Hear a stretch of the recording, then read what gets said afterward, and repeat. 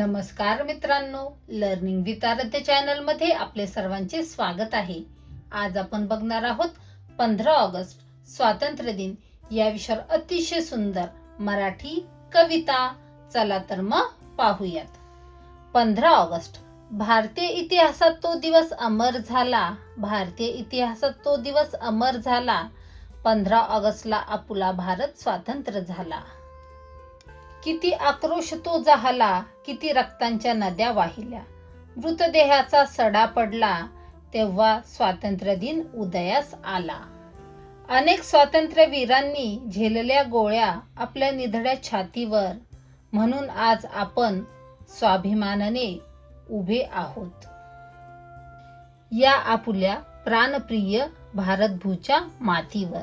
ना जातीसाठी लढले, ना धर्मासाठी लढले. शूर भारतीय वीर फक्त देशासाठी लढले. ज्याचा मुकुट आहे हिमालय, जिथे वाहते गंगा, जिथे आहे विविधतेत एकता, तोच आहे भारत देश माझा, तोच आहे भारत देश माझा.